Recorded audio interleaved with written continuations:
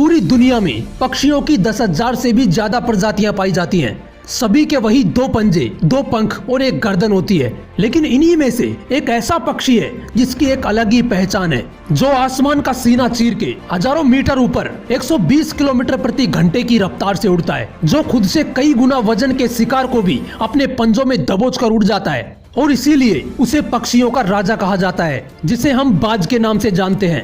और एक बाज इतना ऊंचा मुकाम हासिल करता है अपनी ट्रेनिंग और अपने पुनर्जन्म की वजह से। अगर आप भी बाज की तरह इस दुनिया में एक मुकाम हासिल करना चाहते हैं, तो एक बाज के बाज बनने का पूरा सफर आपको जानना बहुत जरूरी है। क्योंकि 25 से 30 की उम्र में आने के बाद भी लोगों को रिस्क लेने से डर लगता है, लेकिन एक बाज के जीवन की शुरुआत ही रिस्क से होती है। जिस उम्र में बाकी पक्षियों के बच्चे सिर्फ चिचियाना सीखते हैं, उस उम्र में एक मादा बाज अपने बच्चे को पंजों में दबोचकर हजारों मीटर ऊपर आसमान की ऊंचाइयों में उड़ जाती है, उसे ये बताने के लिए कि तेरा जन्म आसमान का सीना चीर के सबसे ऊपर उड़ने के लिए हुआ है। तेरा जन्म पक्षियों का बादशाह बनने के लिए हुआ है।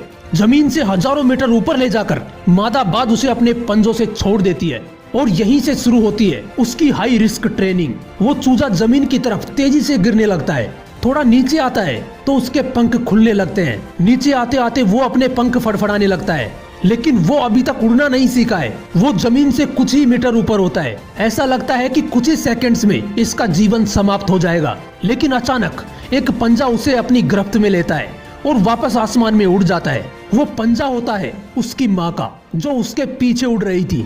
उसकी ये ट्रेनिंग तब तक चलती रहती है जब तक वो उड़ना नहीं सीख जाता। इतनी हाई रिस्क ट्रेनिंग होने के बाद इस दुनिया को एक बाज मिलता है। बारिश के वक्त जब सारे पक्षी आश्रय की तलाश करते हैं, तब यही बाज बादलों से ऊपर उड़ता है। एक बाज की उम्र लगभग 70 साल होती है। जब वह 40 साल का होता है तो एक परेशानी उसकी जिंदगी में मौत बनकर आती है, जो आपके परेशानियों की तुलना में बहुत बड़ी होती है। क्योंकि 40 साल की उम्र में बाज की चोंच इतनी मुड़ जाती है कि उसे शिकार निगलने में बहुत परेशानी होती है। उसके पंख भारी हो जाते हैं, छाती से चिपकने लगते हैं, जिससे उड़ना बहुत मुश्किल हो जाता है। उसके पंजे लंबे और लचीले हो जाते हैं, जिससे वो शिकार को सही से नहीं पकड़ पाता। अब उस बाज के पास सिर्फ 3 रास्ते होते हैं। पहला, वो अपना शरीर त्याग सकता है।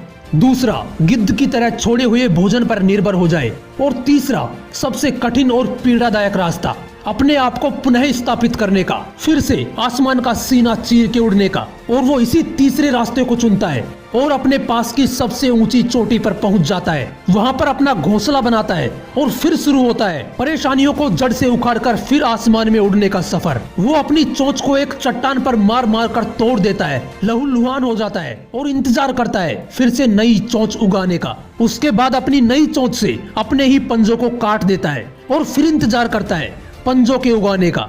उसके बाद वो अपने एक एक पंख को अपने शरीर से अलग करता है और फिर इंतजार करता है नए पंख उगाने का। और इस प्रक्रिया में उसे समय लगता है पूरे 5 महीने का। इन 5 महीनों की कड़ी तपस्या से एक बाज का पुनर्जन्म होता है। वो फिर से तैयार हो जाता है आसमान का सीना चीर के उड़ने के लिए। जो 3 रास्ते बाज के पास थे, वही 3 रास्ते आपके पास भी होते हैं। लेकिन कुछ लोग पहले रास्ते को चुनते हैं और परेशानियों के बोझ तले दबकर सुसाइड कर लेते हैं। ज्यादातर लोग दूसरे रास्ते को चुनते हैं। वो परेशानियों का बोझ पड़ते ही अपने लक्ष्य को छोड़कर एक नॉर्मल लाइफ जीने लगते हैं। और कुछ वो लोग भी होते हैं जो इन परेशानियों को लात मारकर अपनी मेहनत के दम पर बाज की तरह आसमान की बुलंदियों को छूते हैं। दोस्तों, बाज की ये ट्रेनिंग हमें एक बहुत बड़ी सीख देती है कि अगर रिस्क लेना पड़े तो लो, लेकिन अपने फील्ड में अपने आप को इतना ट्रेन कर लो कि उस फील्ड में आपसे ऊपर उड़ने के बारे में सोचकर ही लोगों के पसीने छूट जाएं।